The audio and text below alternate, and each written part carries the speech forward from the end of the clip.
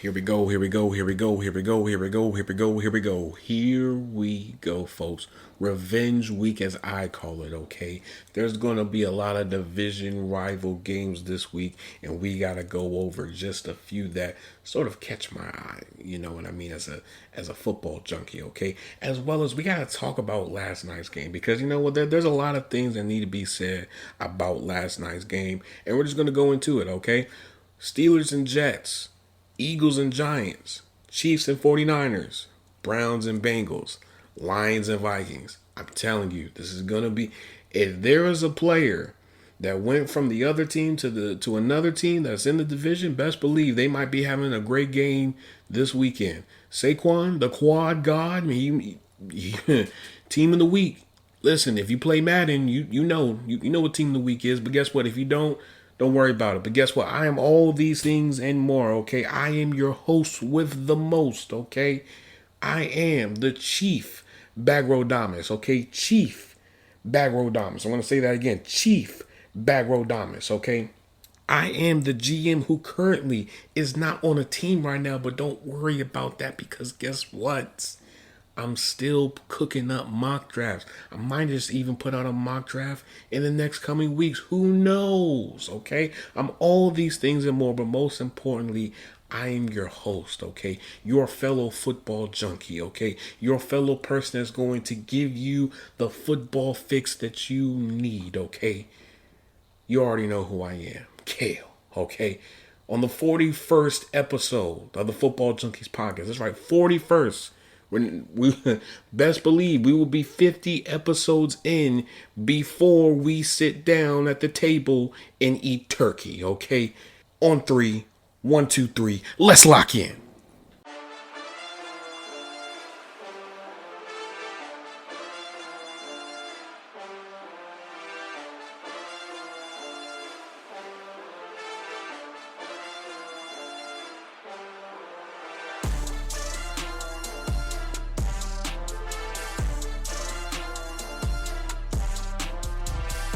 All right, folks, let's just get into the meat and potatoes of everything that's going on in the league right now, okay?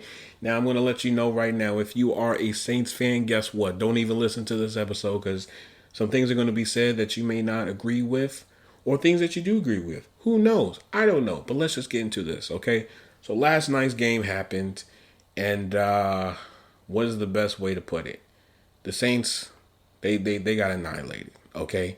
They got annihilated. They got hit with, they had the beat down, okay? And granted, this is the same Saints team that, you know, had a monster game against the Cowboys. And since that game, they have looked absolutely horrendous, okay? I mean, geez, this is not looking good. This is not looking good for a Saints, you know, not for a Saints, for the Saints right now. It really is not looking good. But, you know, I think this does open a few conversations that do need to be had.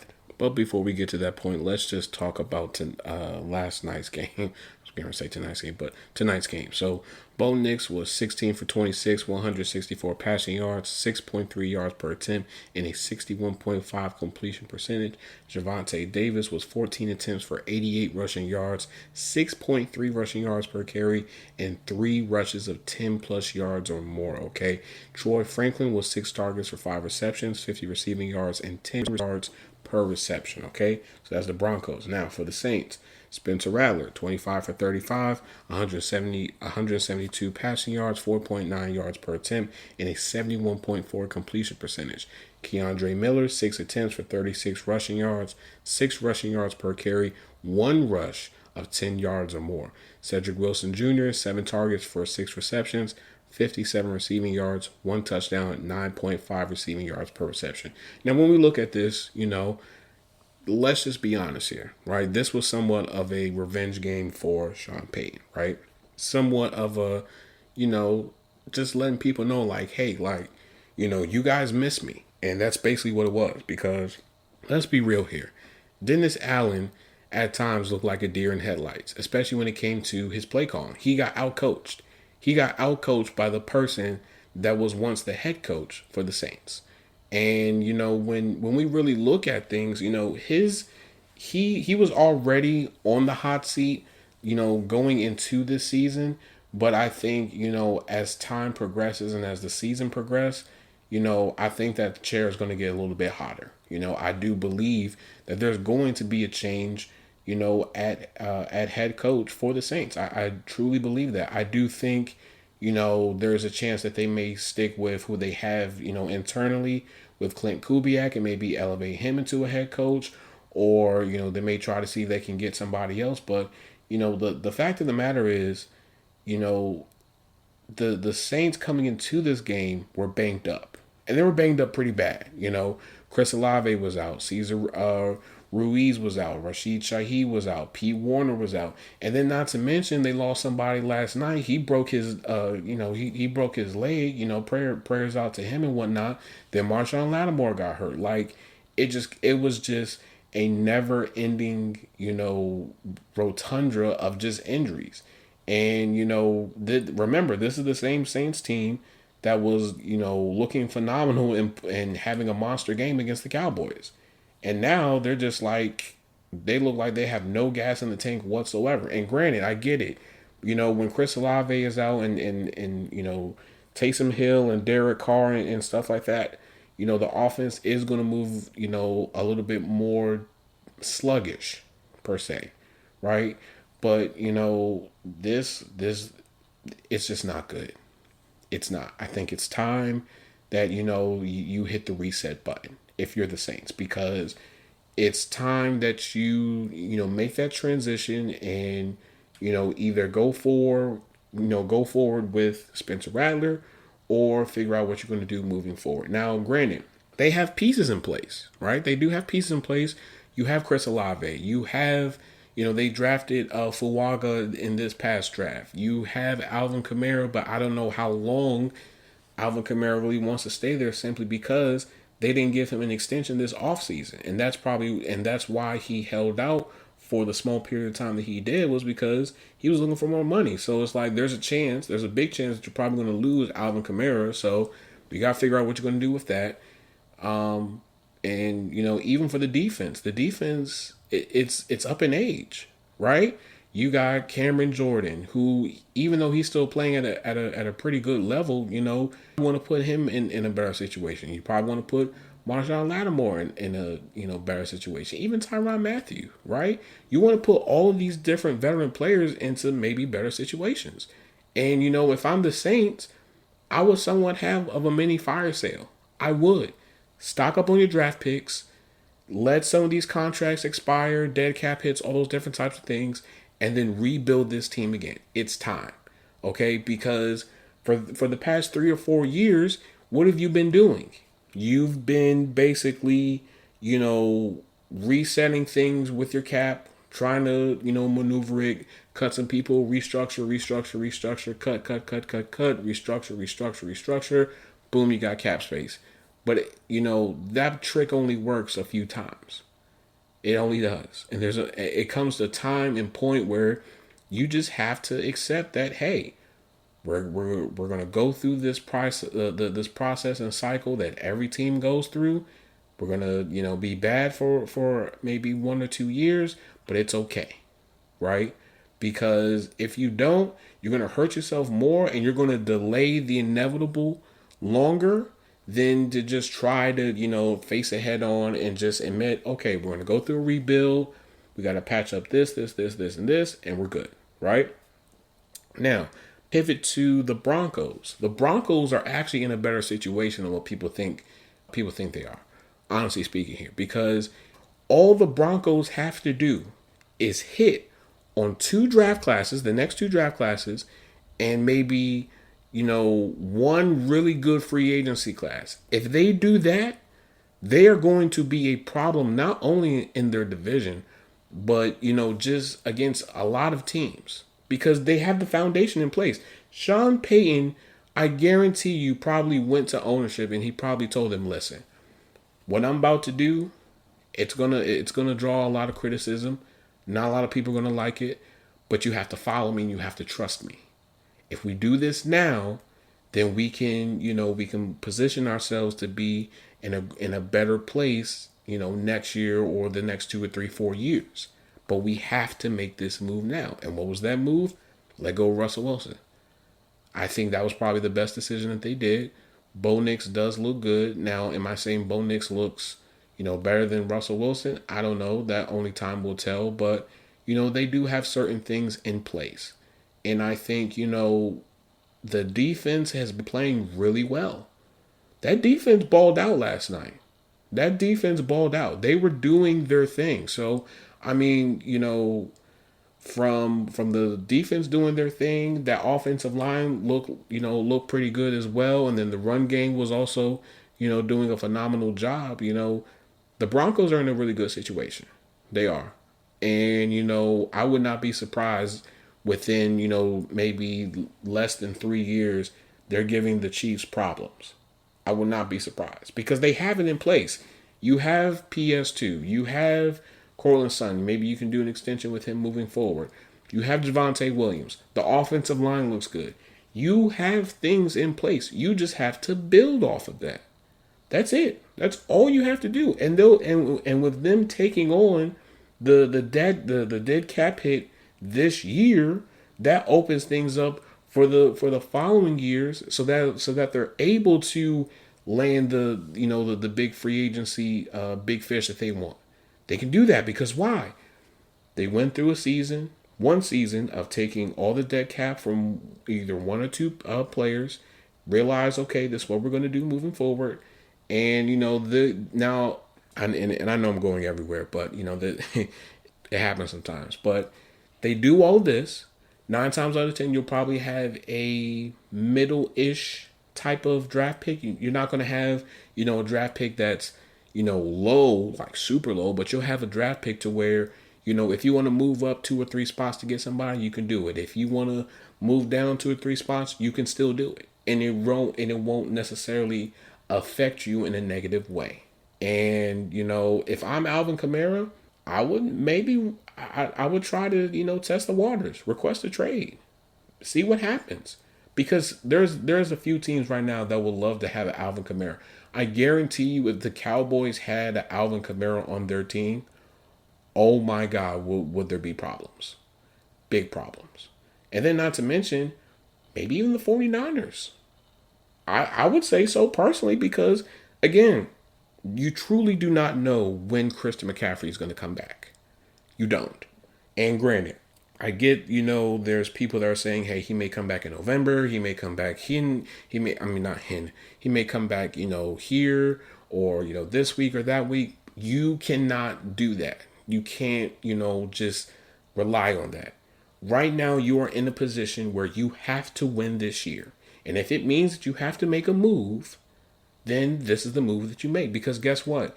Even if Christian McCaffrey comes back after the trade deadline and you do trade for Alvin Kamara, that's a 1-2 punch combo right there. Because guess what? You have 2 running backs who are great coming out the backfield, who are good receiving backs as well, and you know that if you put them in a great situation, they are going to flourish, especially Alvin Kamara. But again, this is the Saints being the Saints, and it. I don't know, man. I don't know. There's a lot of questions that are going to have to be asked moving forward for the Saints. I truly believe that. Now, moving on to the games that are supposed to be coming on Sunday, okay? There's just a few games, not a whole lot of games that catch my eye, but just a few games, okay? And we got to talk about the Steelers. Yeah, we got to talk about the Steelers and the Jets because apparently, recently, there are rumblings going around that George Pickens may have accidentally leaked out who is going to be the starter for Sunday. And apparently he said Russell Wilson. Now, granted, Mike Tomlin said in a press conference this afternoon after practice that, he was going to keep that decision, in-house, quote unquote, big air quotes. But the fact of the matter is, the writing is on the wall that Russell Wilson is going to be the starter. It is.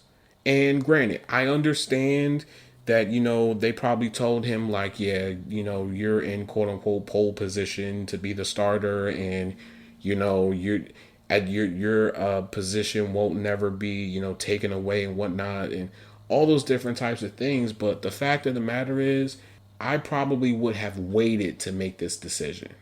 I would have. Because, yes, Justin Fields was going through a slump. He was. He was going through a slump since the Colts game. He was going through a slump where, he wasn't, the team was winning, but his personal performance was not good. It wasn't good enough. And there were games where he was winning because of his legs, and there were games where, where he was winning because of his arm. But the fact of the matter is, if you wanted to make a move and to make a switch, you should do it during the bye instead of waiting to do it now, where you have a game that is going to be not only a primetime game, but it's a very important game. It's a very, very, very important game. And I get it. The offensive situation has not been good. I get all of that, but still, I have legitimate questions about Russell Wilson running this offense. I really do. Simply because, you're coming off of this calf injury, even though you say that you're 100%, I truly do not believe that. This offense sort of requires you to be somewhat athletic, and you're going to have to be good when it comes to the rollouts, play action, boots, all those different types of things. Can you really do that? Can you really do that?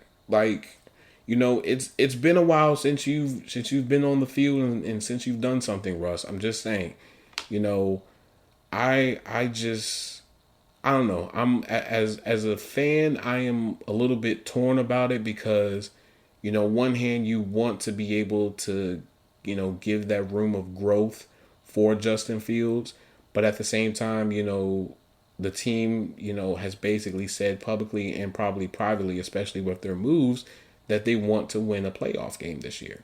So, I get all that, but again, I just have a lot of questions about this offense. Moving forward, I really do, because Arthur Smith's system, it just does not look good. It does not look good. And granted, this is something that I said to a Steelers now beat writer, Derek Bell, DB. Shout out to DB.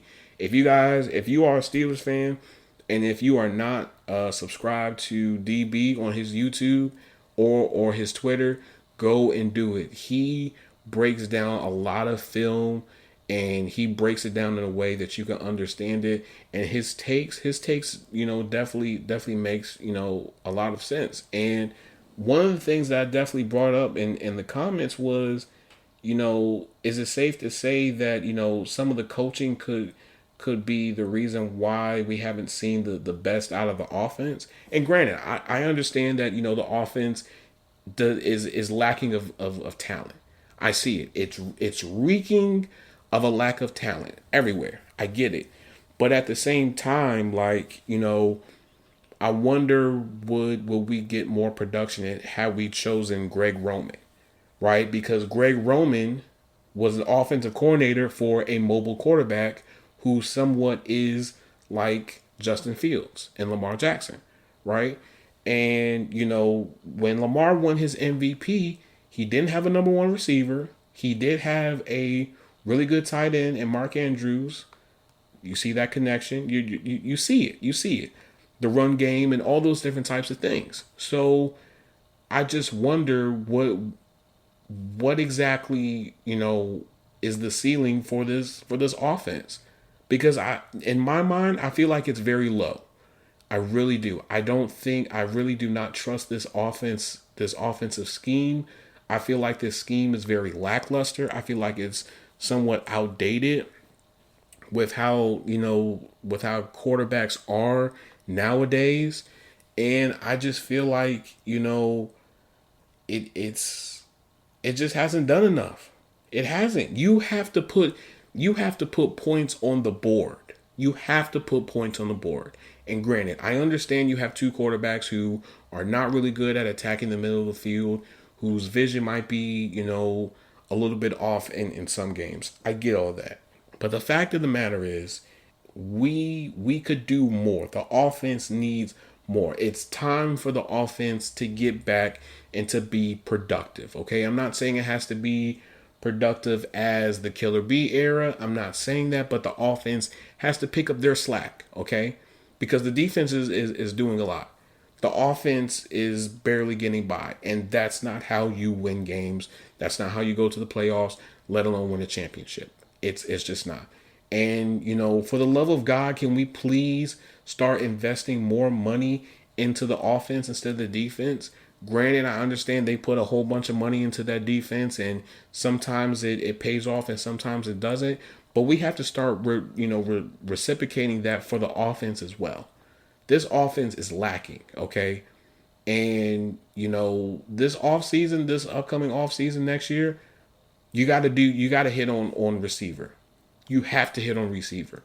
Even if it means that you got to pay a little bit more money for a big fish, go ahead and do it.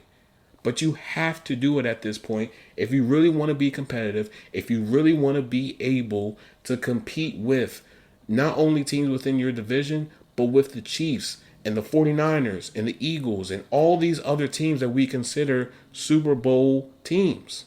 You have to be able to do it. If you don't, guess what's going to happen? You're going to struggle. It's like trying to swim with an anchor around your ankles. You're not going to get far because why? You're dragging an anchor that's all the way down.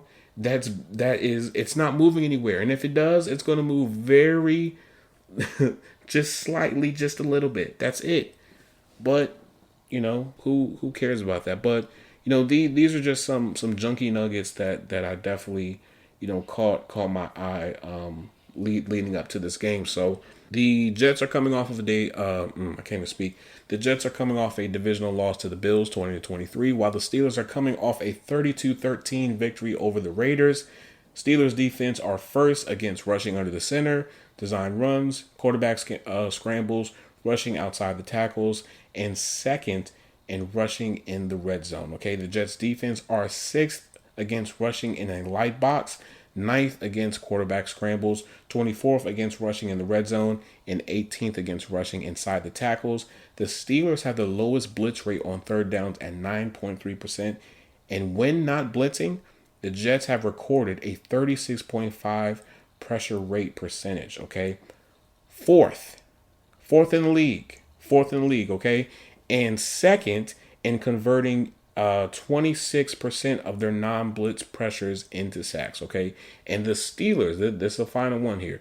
The Steelers are 20th in points per game at 20.6, while the Jets are 22nd in points per game at 18.8. Now, do I think that's probably going to go up since they've probably, since they traded for Devontae Adams? For sure.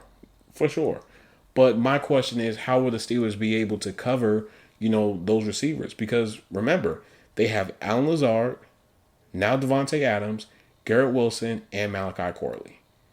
And they still have Mike Williams as well. So you have five capable receivers. And of those five, Malachi Corley is probably the smallest one. Everybody else are big body receivers. So the question is, are they going to play more zone or man? Now, if it was me personally, I would probably have to play more zone simply because you have Devontae Adams, who is an elite route runner. You have Allen Lazard, who is a big physical, big body, receiver who is probably going to be moved and probably going to play both outside and in the slot. And you're going to have to figure out who is going to be able to cover all these guys. And, Beanie Bishop is not going to be able to cover Allen Lazard one-on-one. He's just not. So how in the world are we really going to do things? And, even when it comes to blitzing, you don't want to blitz Aaron Rodgers because he's going to do well when it comes to the blitz. He probably dares us to blitz, right? And so you have to hope and pray that, TJ Watt and Alex Highsmith create enough pressure that, it can throw off Aaron Rodgers just a little bit. But, only time tells. But moving on to the Eagles and Giants. Yes, the Eagles and Giants. Now, this game is going to be a really good game. And the reason why I say that is because, this is going to be the first matchup of Saquon going up against the Giants. Yes. Yes, and this is going to be good. This is going to be really good, okay? Now, here's just, some nuggets that I decided to to write down. So the Eagles are coming off a W from the Browns 2016. The Giants are coming off a loss against the Bengals 17-7. Okay. Eagles have the second highest missed tackle rate in the league at 15.5%. The Giants have generated the fifth highest pressure rate at 48.5% when blitzing and 17th when not blitzing. Jalen Hurts averages 12.4 yards per attempt on downfield passes with A.J. Brown on the field at 53.4% compared to 9 yards per attempt when A.J. Brown isn't on the field since 2022, okay? Dexter Lawrence has generated 21 pressures of 108 pass rushes, which is the second most pressures among D tackles. Okay, the Eagles are 18th in points per game at 21.2, and the Giants are 29th in points per game at 16. Now, when we look at this, this is a game of get right, as I call it. This is a game of get right, and the reason why I say that is because the Eagles could really impose their will on the Giants this game. They really could, offensively and defensively. They could really impose their will. But I think it all depends on if Nick Sirianni, wants to be a little bit more aggressive this game or not. I really do. I think they're really going to give the rock to Saquon, and they're just going to let him go. I really do. Because, that Giants defense, aside from Dexter Lawrence and Brian Burns, it's not that strong. It's not that strong. And, the Eagles need to start, stacking up more wins, rebuilding that confidence, repairing the cracks that are probably in that locker room and whatnot. They have to do that because, again, they made a big move this offseason getting Saquon. They're trying to position themselves to go back to the Super Bowl. And you can't do that if you're not, stacking up wins when you need to stack up wins, and you're not, really trying to make a comeback and position yourself to be great. But at the same time, if you are Daniel Jones, you have to prepare yourself because you're going to get pressured. You're going to get pressured a lot, okay? This Eagles D-line, they're going to try to go after them, and they're going to try to go after them hard, especially with Andrew Thomas basically being out for the season. They're really going to go after Daniel Jones. They are going to put a bruising on Daniel Jones. And this game, means more to Saquon than anybody else because, may I remind people, the GM basically walked out. They basically allowed Saquon to walk, even though the owner of the Giants told him, hey, listen, we got to figure out what we're going to do with the Saquon situation. We're going to lose a lot of sleep if we let Saquon walk. And he let him walk. And he told himself, you know what? It's perfectly fine. We can get somebody else in here. It's no problem. There's no need for us to pay a whole bunch of money to Saquon Barkley. That offense don't look the same without Saquon. I'm just saying. It's just clear as day that, Daniel Jones don't look like Danny Dimes to me. He looks like Danny Pennies at this point because he's just not been playing that good. He's not. That offense does not look good. They whiffed on trying to, rewrite their wrongs. If it was me personally, and what's crazy is the GM's son even said it, draft Jaden Daniels, I would have probably tried to go after Jaden Daniels because Jaden Daniels looks amazing right now. And Daniel Jones, with you paying all that money to him, he has not looked good at all. He has not. Why is that? Some of that has to do with Saquon Barkley. Some of it has to do with him just not being good at all. He just had one good season, and that's it. That's all it was. Now, moving on to the Chiefs and 49ers game. Now, this game is a Super Bowl rematch. And there's definitely going to be some bad blood between the two. But, I do think this would favor the Chiefs more than the 49ers. But we're going to get into that right now. So, according to Yahoo Sports via Pro Football Talk, Andy Reid's record when coming off of a bye is 21-4. That is the best record for any coach coming off a bye. Now, granted, in my mind, I think this is when the Chiefs season really starts, where they really start to really get in their bag and really start to, pull out those crazy plays that we know that Andy and Patrick Mahomes are going to pull out. Now, for the 49ers, I definitely want to see can this defense, put a bruising on the Chiefs and give the Chiefs their first loss. I think that is something that's definitely, caught my attention. I definitely want to see, as well as can this offense continue to be somewhat productive despite Christian McCaffrey not, still being out. I think that is something that needs to be talked about, needs to be analyzed. And, you know, if the run game isn't getting any better, should the Chiefs try to, I mean, not the Chiefs, should the 49ers try to, make a trade and possibly go after a running back? That's just all I'm saying. That's just all I'm saying, because again, we realize that Kyle Shanahan has been leaning more on the run game in the past few years since getting Christian McCaffrey, and it has worked. And with the uncertainty in Christian McCaffrey's situation, why wouldn't you want to try to go after another productive running back? Why?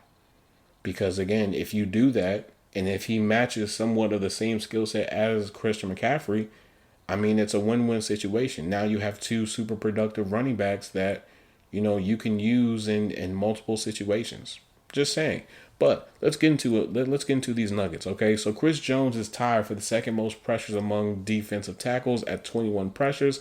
Nick Bosa leads the league in quarterback pressures at 34. George Kittle has caught 14 receptions for 114 yards and 3 touchdowns against man coverage. Patrick Mahomes leads the league in dropback success rate against the blitz at 68.4%. The person that's behind Patrick Mahomes, Lamar. He is second at 61.7%. And the Chiefs receiving core averages 7.5 yards per reception after the catch. Now, this is what I will say. I think after this game will definitely show, is there a legitimate urgency in the Chiefs to want to try and to upgrade this receiver room? Because granted, Juju has been looking good and everybody else has been looking good, but I do believe that, they probably believe that, hey, if we get someone like a D-Hop, I think that takes things to the next level. If we get someone like a Deontay Johnson, that takes things to the next level. If we get another really productive receiver, it's going to take us to another level. And we know that, Mahomes loves his receivers. So,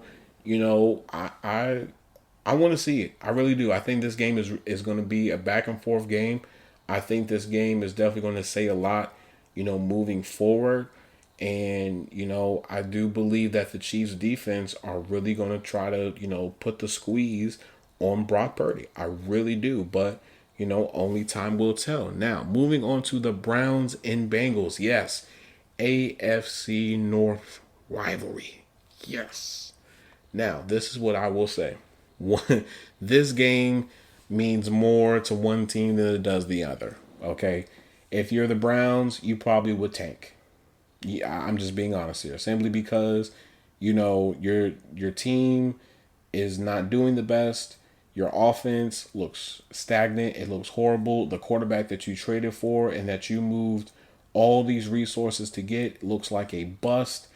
And, it's just time to go in a different direction at this point. It does, because when you have the Browns, who are coming off a loss from the Eagles, 16-20, and the Bengals are coming off a win from the Giants, 17-7, and the Bengals have more to gain than more to lose. Yeah, if you're the Browns, just tank, because all you're doing is just wasting people's time and trying to sell your team that, hey, we can still make this comeback. We can still be competitive. We can still do all these things and more, when it's like, no, you can't. You can't. You simply cannot. This Browns offense is not good, especially now that they traded Amari Cooper away. Oh my God, it's really not going to be good. Now, granted, they may still have a little bit of hope because Nick Chubb is supposed to be coming back, but even then, I think I think internally, I think that locker room is probably so split, and there's so many people that have somewhat mentally checked out. That it's just like it's just not good. Deshaun Watson looks horrible, and it's not like they have Joe Flacco that they can just rely on, and just say, hey, we're going to put you in for a few games and see what happens. No, because why? They let him walk, and so now all you have is Jameis Winston, and even then, is Jameis Winston that good? No. No, he's not. No, he is not at all. But let's get into the rest of these nuggets, okay?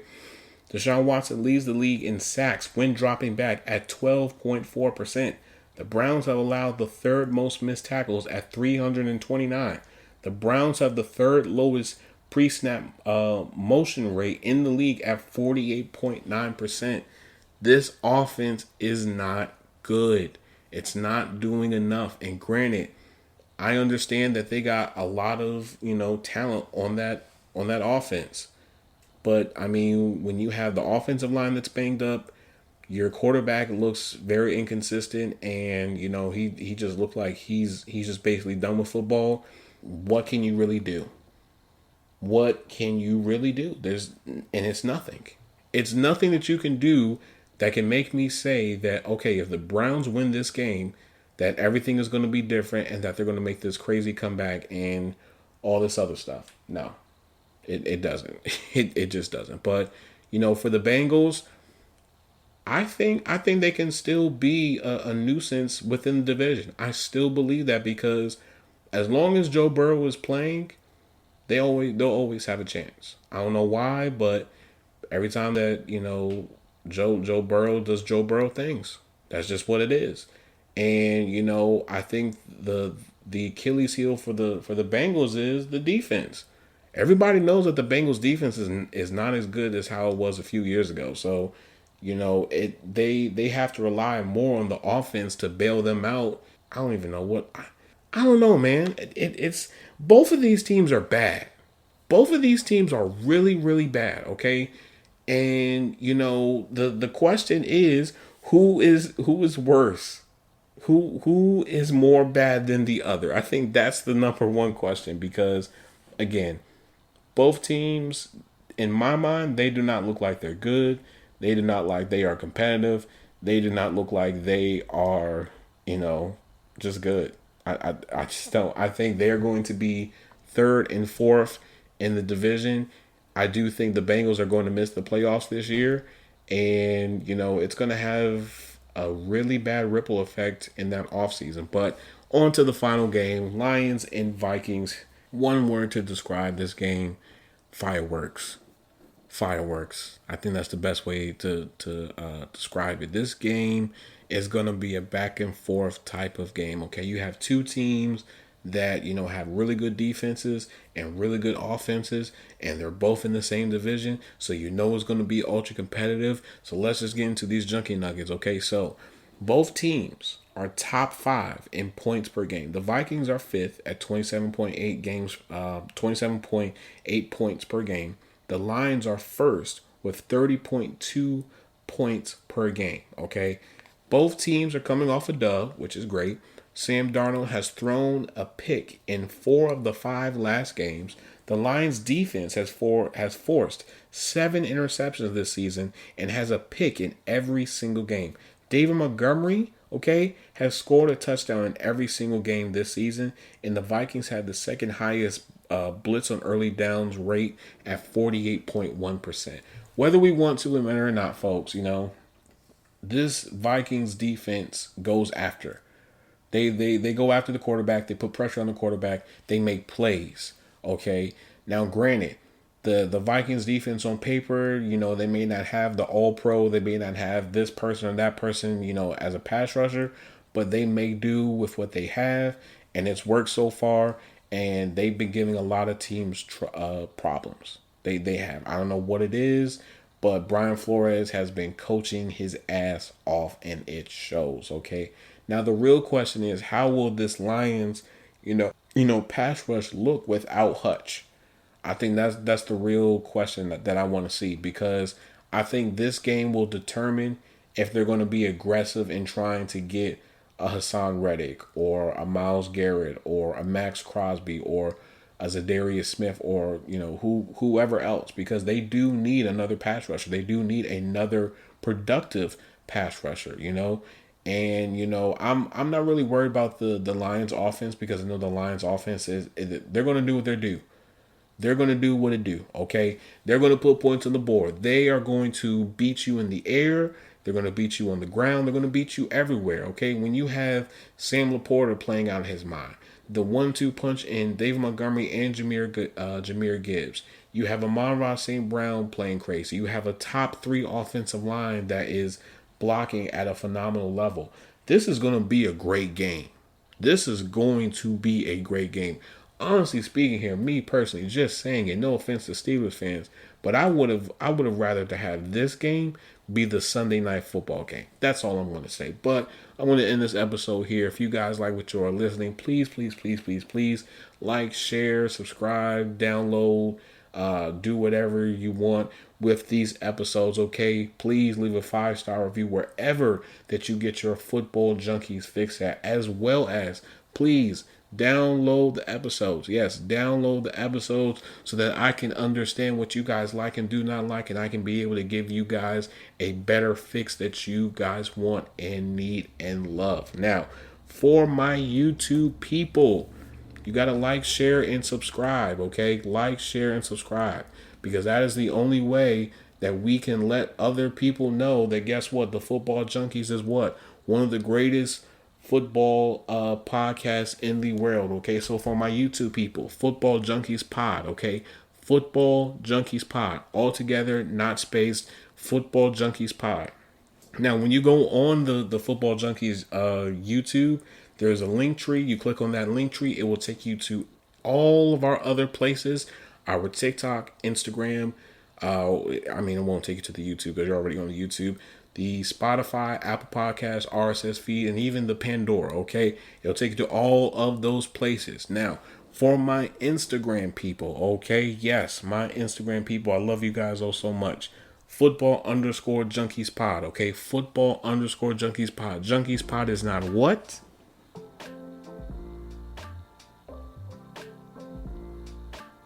It is together, not spaced. It is together, not spaced. Football_Junkies Pod. Junkies Pod is together, not spaced. Now, for my TikTok people, yes, the TikTok people, because you guys love the clips that I've been putting out lately. So, I definitely have to put out more clips, especially for the 40th episode. Football Junkies Pod, okay? Football Junkies Pod. We post a lot of. I'll be posting more clips. Of course, I'll be posting, the episodes and whatnot. There is a link to the YouTube that you can just click on, and it'll take you directly there. I'll also be adding the link tree in the description for the episodes. So, you'll have the Apple Podcasts, RSS feed, Spotify, all those different things, but as well as the link tree, just so you can have access to all directories of the Football Junkies podcast. Okay, so as always, I hope I gave you guys the fix that you guys need. I love you guys. I appreciate you guys. Have a great weekend. Don't drink and drive. Drink water. Go outside. Look at the sun. And watch football. Peace and love. I'm out.